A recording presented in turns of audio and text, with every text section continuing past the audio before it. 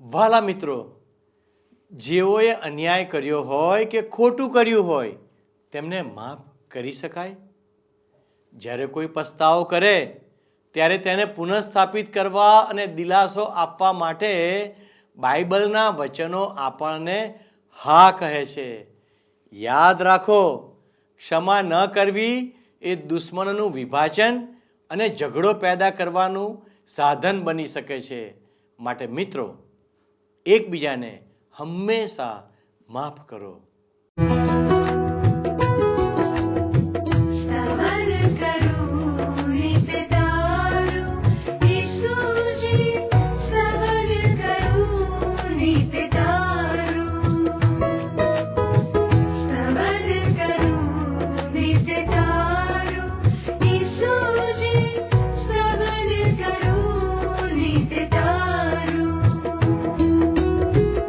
आज सवारे साध सुनी तम महिमा करूं प्रभु तारो,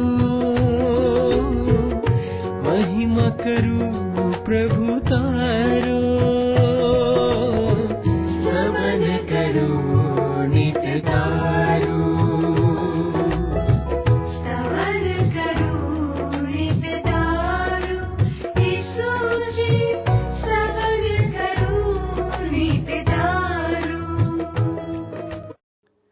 સ્તવન કાર્યક્રમમાં હું આપ સૌનું હૃદયપૂર્વક સ્વાગત કરું છું. આ કાર્યક્રમ આપ સર્વના માટે રજૂ કરવામાં આવે છે, જેથી આપ ઈશ્વરના જ્ઞાનથી ભરપૂર થાવ. માનવી ઈશ્વરનું શ્રેષ્ઠ સર્જન છે. તમે અને હું વિશ્વની બધી જ રચનાઓમાં શ્રેષ્ઠ સર્જન છીએ. ઈશ્વરે જે કંઈ બનાવ્યું છે તે આપણા માટે છે. આ જીવંત અને સાચા ઈશ્વરમાં વિશ્વાસ રાખનારાઓ માટે ખાસ આશીર્વાદ છે. પવિત્ર ગ્રંથ બાઇબલમાં પૂર્ણ નિયમના પુસ્તકના 7મા અધ્યાયની 9મી કલમમાં લખેલું છે. ત્યાં આ પ્રમાણે લખેલું છે. વાલા દર્શક મિત્રો, તમે ધ્યાનથી સાંભળશો. પૂર્ણ નિયમનું પુસ્તક, તેનો 7મો અધ્યાય, તેની 9મી કલમ. ત્યાં આ પ્રમાણે લખ્યું છે, એ માટે જાણ કે યહોવા તારા ઈશ્વર તે જ ઈશ્વર છે, તે જ વિશ્વાસુ ઈશ્વર છે, કે જે તેમના ઉપર પ્રેમ રાખનારો પ્રત્યે તથા તેમની આજ્ઞાઓ પાળનારાઓ પ્રત્યે હજારો પેઢીઓ સુધી કરાર પાળે છે તથા દયા રાખે છે. તો પછી પ્રશ્ન એ ઊભો થાય કે શા માટે ઈશ્વરના ભક્તો દુઃખ કે મુશ્કેલીનો સામનો કરે છે? તે જાણવા આજે આપણે કોરિન્થીયોનો બીજો પત્ર, તેનો 1લો અધ્યાય, તેની 12મી કલમથી લઈને બીજા અધ્યાયની 13મી કલમ સુધી અભ્યાસ કરીશું. કોરિન્થના કેટલાક વિશ્વાસીઓએ સંત પાઉલ વિશે ખરાબ વાતો કહી અને ઈશ્વર વિશેના તેમના સંદેશાઓ પર વિશ્વાસ કર્યો નહીં. સંત પાઉલ ફક્ત એક સામાન્ય માણસ જેવો છે તેવું કોરિન્થના કેટલાક લોકોએ જણાવ્યું. પાઉલ નિર્ણય બદલનાર છે તેવું પણ તે લોકોએ જણાવ્યું. આ બધું સાંભળતા સંત પાઉલ જણાવે છે કે તેણે ઈશ્વરની કૃપાથી તેમની સાથે પવિત્રતાથી અને ઈશ્વરની આગળ નિષ્કપટ ભાવથી વ્યવહાર કર્યો હતો. તો વાલા દર્શક મિત્રો, ચાલો આપણે આજના અભ્યાસમાં આગળ વધીએ. મારું મિત્ર, તો તમે મારી સાથે સાથે પ્રેષિત પાઉલે કોરિન્થવાસીને લખેલા બીજા પત્રના 1લા અધ્યાયની 12 થી 24 કલમો જોઈશું અને પછી બીજા અધ્યાયની 1 થી 13 કલમો. તમે જોશો તો શીર્ષક છે મુલતવી રહેલી પાઉલની મુલાકાત. 12મી કલમમાં લખ્યું છે કે આ બાબતનું અમને ગૌરવ છે. પ્રેષિત પાઉલ કહે છે, આ બાબતનું અમને ગૌરવ છે. કઈ બાબત? અમે આ દુનિયામાં તમારા પ્રત્યે ઈશ્વર તરફથી મળેલી એક નિષ્ઠા અને નિખાલસતાથી વર્ત્યા છીએ, અને તેનો આધાર માનવી જ્ઞાન પર નહીં પણ ઈશ્વરની કૃપાના સામર્થ્ય પર છે. એની ખાતરી અમારી પ્રેરક બુદ્ધિ પણ અમને આપે છે. પાઉલ અહીંયા એમ કહેવા માંગે છે મિત્ર કે તે તેના જીવનની સાક્ષી વિશે આનંદિત છે. એના જીવનની શૈલી માટે એને સંતોષ છે, ખુશી છે. પાઉલ સ્પષ્ટ કહે છે કે એવું માનવી જ્ઞાનને કારણે નથી બન્યું. આપણા જીવનનું પણ મિત્ર આપણા જ્ઞાનને લીધે આપણી આસપાસના લોકો માટે સાક્ષીરૂપ કે નમૂનારૂપ નથી હોતા. જો આપણા જીવનો ઈશ્વરને પ્રદર્શિત કરતા હોય, ઈશ્વર વિશે સાક્ષીપૂર્વ એવા બન્યા હોય, તો એનું કારણ એ છે મિત્ર કે આપણે એક નિષ્ઠાથી અને ઈશ્વર દત્ત નિખાલસતાથી જીવ્યા છીએ. પાઉલ કહે છે કે ઈશ્વરની કૃપાથી મુશ્કેલીઓ અને દુઃખો, સંકટોએ તેમના જીવનમાં આ બાબત નિપજાવી છે. તમે જોયું ને મિત્ર, દુઃખો અને મુશ્કેલીઓ એ તો ઈશ્વરની દયા છે, જે આપણા જીવનોમાં અદ્ભુત ગુણ લક્ષણો ઉપજાવે છે. આપણે એ ગુણ લક્ષણો બીજાઓ સાથે આદાન પ્રદાન કરવાના હોય છે. વારું, હવે આપણે 13 થી 15 કલમ આગળ જોઈએ. કરંથવાસીને લખેલો બીજો પત્ર, 1 અધ્યાય. પ્રેષિત પાઉલ કહે છે, તમે વાંચીને સમજી શકો એટલી જ બાબતો અમે તમને લખીએ છીએ, અને મારી આશા છે કે હાલ તમે જે થોડું ઘણું સમજો છો તે તમે સંપૂર્ણ રીતે સમજશો, જેથી પ્રભુ ઈસુના આગમનને દિવસે તમારે માટે અમે જેવા ગર્વ કરી શકીએ તેવો જ ગર્વ તમે પણ અમારા માટે કરી શકો. આ સર્વ બાબતોની ખાતરી હોવાથી મેં પ્રથમ તમારી મુલાકાત લેવાની યોજના ઘડી, જેથી તમને બમણી આશીષ મળે. પાઉલ કરંથવાસીઓને એમ કહે છે કે હું જ્યારે તમારી પાસે પ્રથમ વખત આવ્યો ત્યારે હું તમને આશીષરૂપ નહોતો નીવડ્યો. હું બીજી વખત તમારી પાસે આવવા માંગુ છું અને તમને આશીર્વાદરૂપ બનવા માંગુ છું. 16મી અને 17મી કલમમાં લખ્યું છે, કારણ મકદોનિયા જતી વખતે અને ત્યાંથી પાછા વળતી વખતે તમારી મુલાકાત લેવી એવી યોજના મેં કરી હતી કે જેથી યહૂદિયા પ્રદેશની મારી મુસાફરી માટે મને મદદ મળી રહે. આ મુલાકાતના આયોજનમાં શું હું ઢચુપચું છું? જ્યારે હું યોજના ઘડું છું ત્યારે એમાં શું હું સ્વાર્થ શોધું છું? એક જ સમયે હા આવીશ એમ જણાવીને તરત જ ના નહીં આવું એવું કહું છું? પાઉલે આશા રાખી હતી કે તે કરિન્થ શહેરમાં આવશે, પરંતુ હજી સુધી આવ્યો નહોતો. કરિન્થી શહેરમાં પાઉલના કેટલાક દુશ્મનો એમ કહેતા હતા કે પાઉલ પોતાનું વચન પાળશે નહીં, એ તો માત્ર ગપ્પા જ મારે છે. પાઉલ પર આ લોકો અપ્રમાણિકતાનો આરોપ મૂકતા હતા. એટલે પાઉલ કરિન્થના વિશ્વાસીઓને જણાવે છે કે પોતે ખરેખર પ્રામાણિક હતો. પાઉલ કહે છે કે તે જ્યારે હા કહે છે ત્યારે હા જ હોય છે, અને જ્યારે ના કહે છે ત્યારે ના જ હોય છે. અને વિશ્વાસીઓએ આજે એવા જ બનવાની જરૂર છે મિત્ર. વિશ્વાસીનું બોલવું હાનું હા અને નાનું ના હોવું જોઈએ. એટલે કે વિશ્વાસીએ તેનું બોલેલું પાળવું જોઈએ. વિશ્વાસીએ પોતે કહેલી વાતને એણે વળગી રહેવું જોઈએ. 18મી કલમમાં કહે છે પ્રેષિત પાઉલ, સત્ય ઈશ્વરના સોગંદ, મેં તમને આપેલું વચન તે હા અને નામાં ન હતું. આવું શા માટે? શા માટે પાઉલે કરિન્થીઓને આપેલું વચન હામાં કે નામાં નહોતું? કારણ કે ઈશ્વર પાઉલને દોરવણી આપવાના હતા. પાઉલ ઈશ્વરની ઈચ્છાના કેન્દ્રમાં રહેવા માંગતો હતો. 19મી કલમમાં એ લખે છે કે કારણ સિલાસે, તિમોથીએ અને મેં તમારી આગળ સ્પષ્ટ કરેલા ઈશ્વર પુત્ર ઈસુ ખ્રિસ્ત એક સાથે હા અને ના બંને નથી. એથી ઉલટું તેમનામાં તો સર્વ હા જ છે. પ્રેષિત પાઉલે જે શુભ સંદેશ આપ્યો હતો લોકોને, એ ગૌરવવંતો હતો, હકારાત્મક હતો, અને એ હા જ છે. શુભ સંદેશ ઈશ્વરે આપણે માટે જે કર્યું છે તે છે. એ સુસમાચાર છે મિત્ર. આપણને વિશ્વાસુ ઈશ્વર મળ્યા છે, અને ચોક્કસ નક્કર ઈશ્વર પુત્ર પ્રભુ ઈસુ ખ્રિસ્ત પણ મળ્યા છે. 20મી કલમમાં લખે છે પ્રેષિત પાઉલ, કારણ ઈશ્વરે આપેલા સર્વ વચનોને માટે તે હા છે, તેથી જ ઈશ્વરના મહિમાર્થે આપણે ઈસુ ખ્રિસ્તની મારફતે આમીન કહીએ છીએ. પ્રભુ ઈસુ ખ્રિસ્તમાં બધું હકારાત્મક જ છે મિત્ર. વિશ્વાસીના જીવનમાં ઈશ્વર સારું જ ઈચ્છે છે, ઈશ્વર હિત જ કરે છે.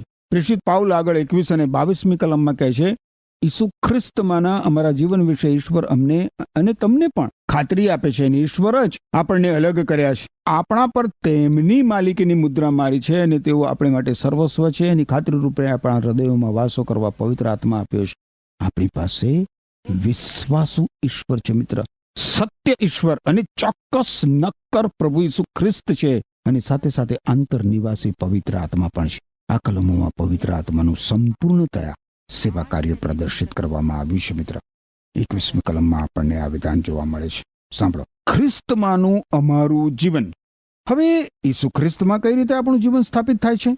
જ્યારે પાઉલે કરંથીઓને પહેલો પત્ર લખ્યો ત્યારે કરંથીઓ સાવ નબળા હતા વિશ્વાસી તરીકેના જીવનમાં, અને ત્યારે પાઉલે પોતાના પત્રના અંતમાં એ લોકોને લખ્યું હતું કે તમે સ્થિર અને દ્રઢ થાઓ અને પ્રભુ ઈસુ ખ્રિસ્તના કાર્યમાં સતત લાગુ રહો, કારણ કે તમને ખબર છે કે પ્રભુ ઈસુ ખ્રિસ્તની સેવા માટે તમે જે કંઈ કરો છો તે નિરર્થક નથી.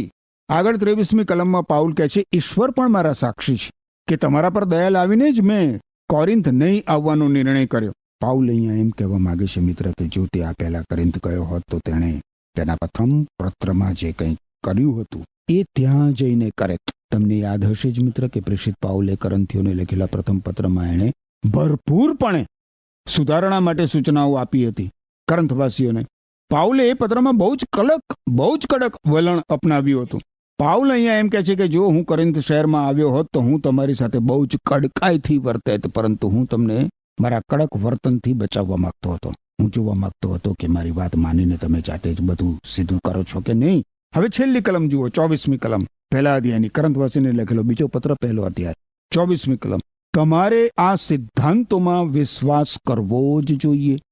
એવી સરમુખત્યારશાહી અમે વાપરતા નથી, પણ અમે તો તમારી સાથે તમારા સુખને ખાતર કાર્ય કરીએ છીએ, કારણ કે તમે વિશ્વાસમાં દ્રઢ છો. પાઉલ કોરિન્થ શહેરના વિશ્વાસીઓને એમ કહે છે કે હું તમારા આત્માઓ ઉપર બળજબરી કરવા માંગતો નથી, હું તમારા પર જો હુકમી કરવા માંગતો નથી. પ્રભુ ઈસુ ખ્રિસ્તમાં તો તમને સંપૂર્ણ સ્વતંત્રતા છે. હું તો તમારો આનંદ વધારવા માંગુ છું, કારણ કે તમે વિશ્વાસમાં દ્રઢ છો. આપણે પણ મિત્ર વિશ્વાસમાં દ્રઢ અને મજબૂત બની રહેવાની જરૂર છે. પ્રેષિત પાઉલ તાત્કાલિક કોરિન્થ શહેર ના ગયો, જેથી કોરિન્થીઓને વિશ્વાસ દ્રઢ બને અને એ લોકો પ્રભુ ઈસુ ખ્રિસ્તમાં વૃદ્ધિ પામે, પ્રભુ ઈસુ ખ્રિસ્તે આપેલા નવા જીવનમાં. આ એક એવું કારણ છે મિત્ર જેના લીધે ઈશ્વર આપણને કેટલીક મુશ્કેલીઓમાંથી અને કેટલાક સંકટોમાંથી પસાર થવા દે છે.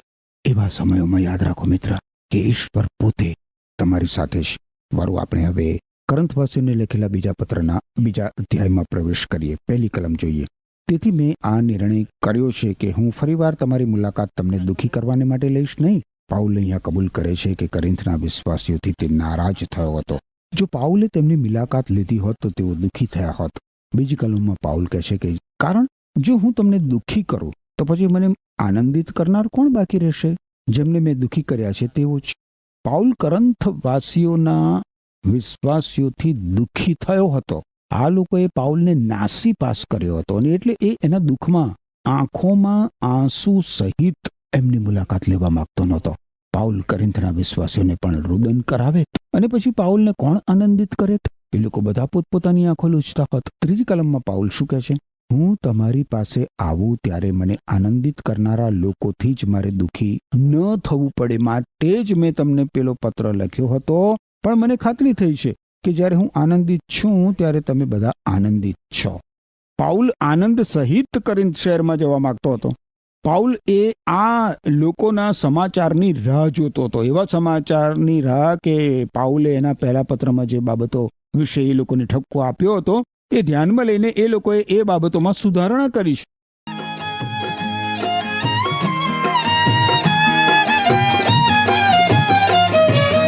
રાખો રાખો તમે પ્રીતિ, હે પ્રભુ ઈસુએ દીધી રીતિ. રાખો રાખો તમે પ્રીતિ, હે પ્રભુ ઈસુએ દીધી રીતિ. હે પ્રભુ ઈસુએ દીધી રીતિ.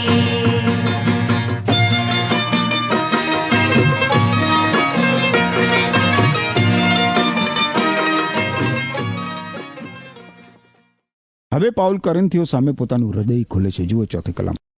મેં તમારા પર બહુ જ વ્યથિત અને શોકિત હૃદયથી તથા આંસુઓ સહિત લખ્યું હતું. હવે તે તમને દુઃખી કરવા માટે નહીં, પણ હું તમારા પર કેટલો બધો પ્રેમ રાખું છું એ તમે સમજો માટે લખ્યું હતું.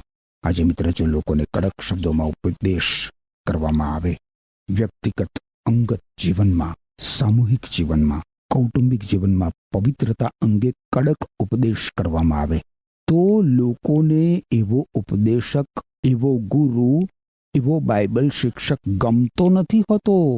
ઘણી બધી વાર ઈશ્વરના પવિત્ર વચનો દ્વારા અપાયેલો ઉપદેશ લોકોને આકરો લાગે છે, કડક લાગે છે. લોકોને લાગે છે કે એવા ઉપદેશ દ્વારા એ લોકો દબાઈ જાય છે. ઘણા બધા લોકો એવું માને છે કે ઉપદેશકે ધર્મગુરુએ એવો ઉપદેશ આપવો જોઈએ નહીં, પણ હું તમને જણાવવા માંગુ છું મિત્ર કે એક વિશ્વાસુ અને વફાદાર ઉપદેશકે, એક વિશ્વાસુ અને વફાદાર ધર્મગુરુએ એવો ઉપદેશ આપવો જોઈએ, એવો ઉપદેશ આપવો જોઈએ વ્યક્તિગત જીવનમાં, કૌટુંબિક જીવનમાં કે સામૂહિક જીવનમાં જે કંઈ ખોટું છે તેના પર પ્રહાર કરવાની, ઠપકો આપવાની ઉપદેશકની, ધર્મગુરુની બહુ જ મોટી પવિત્ર જવાબદારી છે. ઘણા બધા લોકોને આ ગમતું નથી. પાઉલ અહીંયા જણાવે છે કે કોરિન્થીઓને એણે જે ઠપકો આપ્યો હતો તે તેમને ઉતારી પાડવા માટે નહીં, તોડી પાડવા માટે નહીં, પણ પાઉલ એમને ચાહતો હતો, એમને પ્રેમ કરતો હતો એટલા માટે. લોકોને મનગમતો પ્રશંસાયુક્ત સંદેશો ઉપદેશ વાલો લાગે, પરંતુ વિશ્વાસુ અને વફાદાર ધર્મગુરુ ઈશ્વરનું વચન જેવું છે એવું શીખવીને લોકો પ્રત્યેનો પોતાનો પ્રેમ પ્રદર્શિત કરે છે. મારું મિત્ર, આગળ હવે આપણે જોઈએ તો પતિતને ક્ષમા કરો એવું શીર્ષક આપવામાં આવ્યું છે. હું તમને યાદ દેવડાવું મિત્ર કે પ્રેષિત પાઉલે તેના પ્રથમ પત્રમાં કોરિન્થની મંડળીમાં રહેલા ખતરનાક અનૈતિકતા અને ભ્રષ્ટતા માટે કોરિન્થના વિશ્વાસીઓને કડક શબ્દોમાં ઠપકો આપ્યો હતો. ત્યારે હકીકતમાં તો તેમાંની એક વ્યક્તિએ તો પોતાના નજીકના સગા સાથે દેહ સંબંધ બાંધ્યો હતો અને કોરિન્થની મંડળી એ કિસ્સા સામે આંખ આડા કાન કરતી હતી. અને એમ છતાં કોરિન્થના વિશ્વાસીઓ એવો દોડ કરતા હતા કે એ લોકો તો બહુ જ આત્મિક હતા. આ પ્રકારની અનૈતિકતા અને ભ્રષ્ટતાથી તો અવિશ્વાસીઓ પણ ચોંકી ગયા હતા. અને છતાં કોરિન્થના વિશ્વાસીઓ બધું ચલાવી લેતા હતા. પાઉલે એના પત્રમાં આ લોકોને બહુ જ કડક સૂચના આપી હતી કે એમણે આ બાબત સીધી કરવી. હવે શું બને છે જુઓ, 5 થી 6 કલમ, 5મી અને 6ઠી કલમ. જો કોઈએ કોઈને દુઃખી કર્યો છે તો તેણે મને નહીં પણ તમને બધાને દુઃખી કર્યા છે. તમે એવી વ્યક્તિને બહુમતીથી શિક્ષા કરો એટલું બસ છે. કોરિન્થના વિશ્વાસીઓ પાઉલને આધીન થયા હતા. એમણે એ દુષ્ટ માણસને એમની સંગતમાંથી દૂર કર્યો હતો. એમણે એ યોગ્ય જ પગલું ભર્યું હતું. અને એ પછી જેને આવી શિક્ષા કરવામાં આવી હતી એ માણસને પોતાના પાપનું ભાન થયું અને એણે પોતાના પાપનો પશ્ચાતાપ કરીને કબૂલ કર્યું પોતાનું પાપ. એ પાપ એણે છોડી દીધું. હવે કોરિન્થના વિશ્વાસીઓએ શું કરવું જોઈએ? એ લોકોએ એ માણસને માફ કરવો જોઈએ. પ્રેષિત પાઉલ 7મી અને 8મી કલમમાં આ લોકોને કહે છે કે તમારે તેને ક્ષમા આપવી જોઈએ અને ઉત્તેજન આપવું જોઈએ, તેથી તે અતિશય દુઃખથી હતાશ થઈ ન જાય. તમે તેના પર ખરેખર પ્રેમ કરો છો તે એને જાણવા દો એવી મારી વિનંતી છે. એ અતિશય દુઃખથી હતાશ ન થઈ જાય. એના પાપના કારણે જ નથી, પણ તમે એનો બહિષ્કાર કરવાનું ચાલુ રાખો તો. તેથી હવે એના ખભે તમારો હાથ મૂકીને તમારી સંગતમાં ફરીથી એને આવકારો, એનો સ્વીકાર કરો. 9 થી 11 કલમમાં પ્રેષિત પાઉલ કહે છે, આ જ કારણને લીધે મેં તમને પેલો પત્ર લખ્યો હતો. મારે જાણવું હતું કે તમે કસોટીમાંથી કેવી રીતે પાર ઉતર્યા હતા અને ખરેખર તમે મારી સૂચનાઓને આધીન થયા છો કે નહીં. જો કોઈને તમે ક્ષમા કરો છો તો હું પણ તેને ક્ષમા કરું છું, કારણ કે જ્યારે હું ક્ષમા કરું છું, જો મારે ખરેખર કંઈ ક્ષમા આપવાની જ હોય તો તે હું તમારે માટે ઈસુ ખ્રિસ્તની સમક્ષતામાં કરું છું, જેથી આપણી સામે શૈતાનનો હાથ મજબૂત ન બને. તેની ચાલાકીઓથી તો આપણે માહિતગાર છીએ જ. તમે જુઓ મિત્ર, શૈતાન આપણને એક દિશામાં કે બીજી દિશામાં ફંટાવી નાખવા માંગે છે. ઘણી બધી વખત શૈતાન આપણને ખતરનાક ભ્રષ્ટતા તરફ આપણી આંખો બંધ કરી દેવા સૂચવે છે. આજે માનવ સમાજમાં એના ઘણા દાખલા મળી આવે છે. એક ધર્મગુરુ મહિલાઓ સાથે સારો વર્તાવ કરતો નહોતો. ધર્મગુરુના તેના પદાધિકારનો ગેરઉપયોગ કરીને એ મહિલાઓનો ગેરલાભ ઉઠાવતો હતો. એક પછી એક 3 સ્થળોમાં એણે સમસ્યાઓ ઊભી કરી હતી.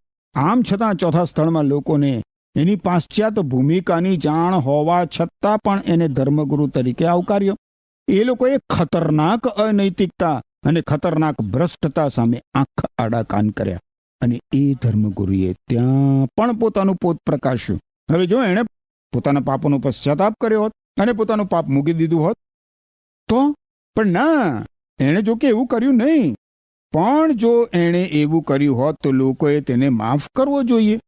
જો કે અક્કડ ગરદન ધરાવનાર ઘણા બધા ધર્મનિષ્ઠ માણસો માફી આપવામાં સમજતા નથી. જે રીતે ભ્રષ્ટતા અને અનૈતિકતા તરફ આંખ આડા કાન કરવા તે શૈતાનનું પ્રયોજન છે ને મિત્ર, એ જ રીતે પોતાના પાપ કબૂલ કરનાર અને પાપને મૂકી દેનાર વ્યક્તિને માફી નહીં આપવાનું વલણ પણ એ શૈતાનનું જ પ્રયોજન છે. શૈતાન માફ નહીં કરવાનું વલણ ધરાવનાર ઘણા બધા વિશ્વાસીઓનો લાભ લે છે. મંડળીઓમાં 2 બાબતો આજે આપણને સાંભળવા મળતી નથી. લોકોને પોતાના પાપો કબૂલ કરતા અને માફી માંગતા આપણે સાંભળતા નથી, અને સાથે સાથે પાપ કબૂલ કરનારને માફી આપતા લોકોને પણ આપણે સાંભળતા નથી. ઘણી મંડળીઓમાં માફ નહીં કરનાર આત્મા કાર્યરત થયેલો દેખાય છે. આપણે મિત્ર એ યાદ રાખવાની જરૂર હોય છે કે આપણે બધા ગમે તે પાપ કરવા સક્ષમ છીએ.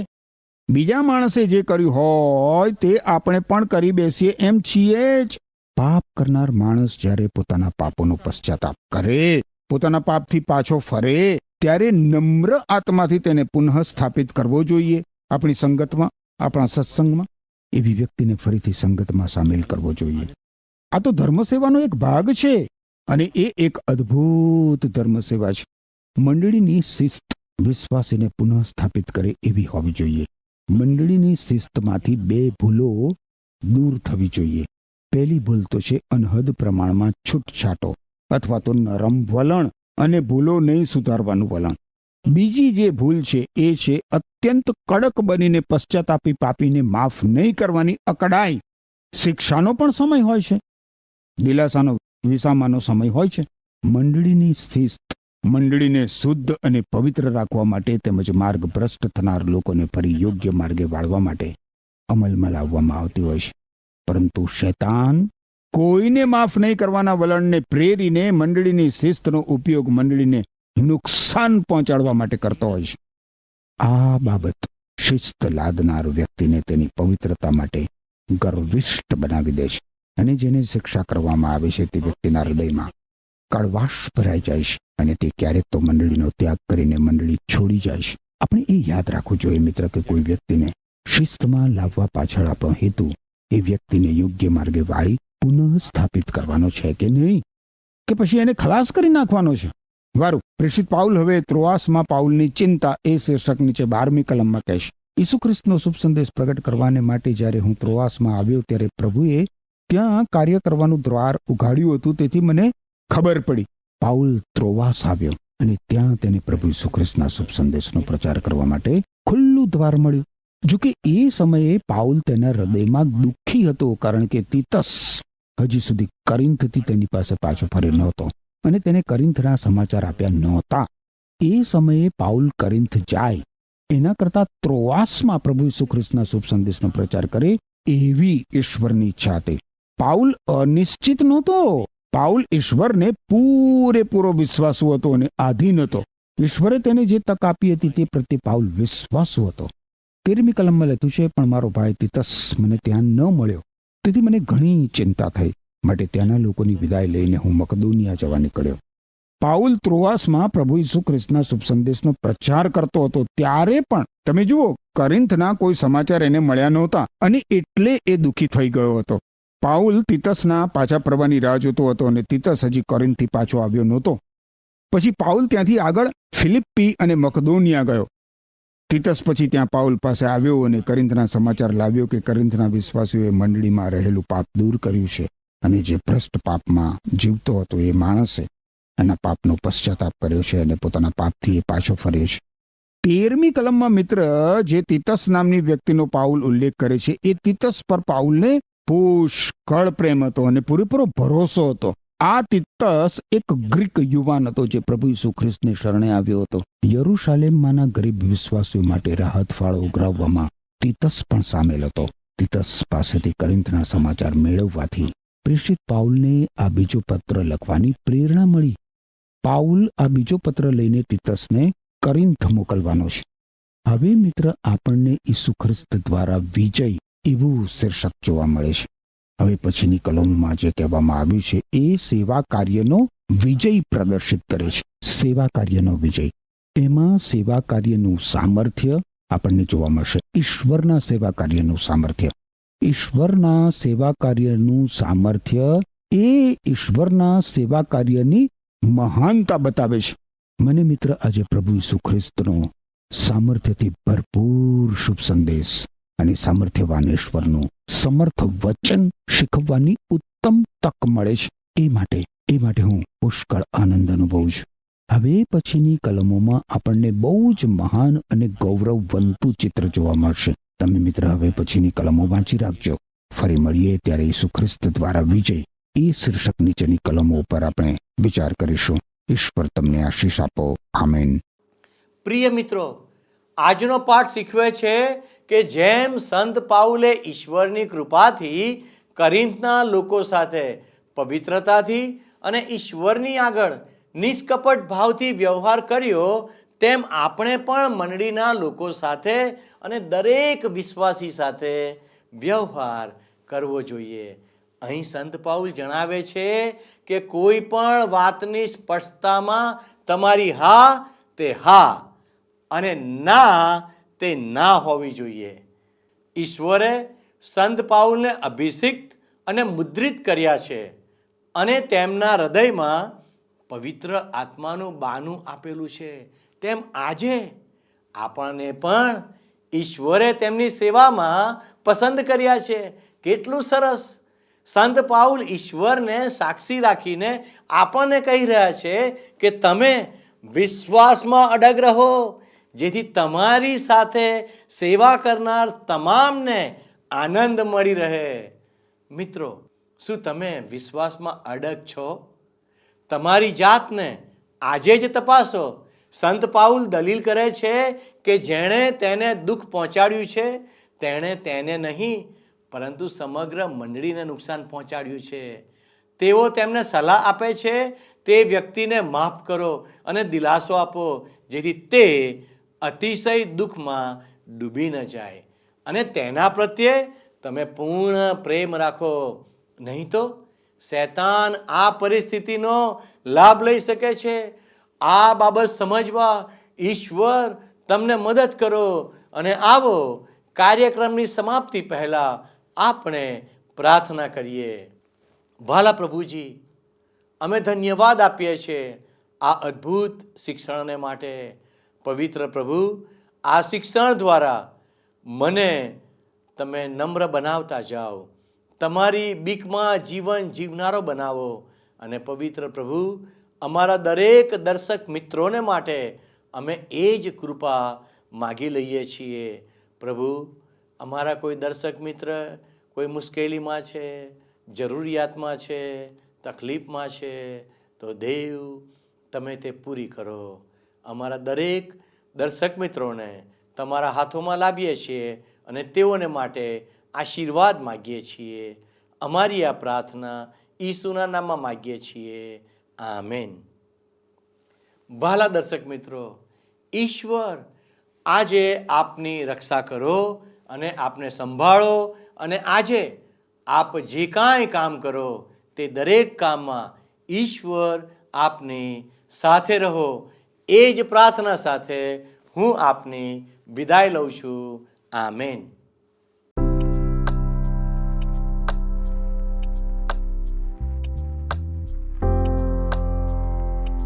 મિત્રો, ગત પ્રશ્નનો જવાબ છે વિશ્વાસુપણે.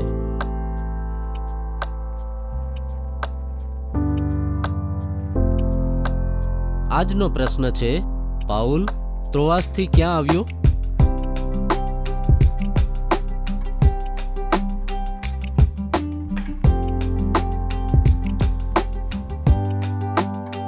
જવાબ આપેલ સ્ક્રીન પર દર્શાવેલ વોટ્સએપ નંબર પર આપવાનો રહેશે.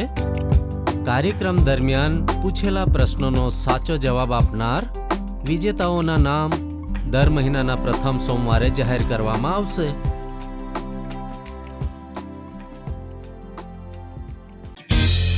શું તમને આ કાર્યક્રમ ગમ્યો? અત્યારે જ અમને મિસ કોલ કરો.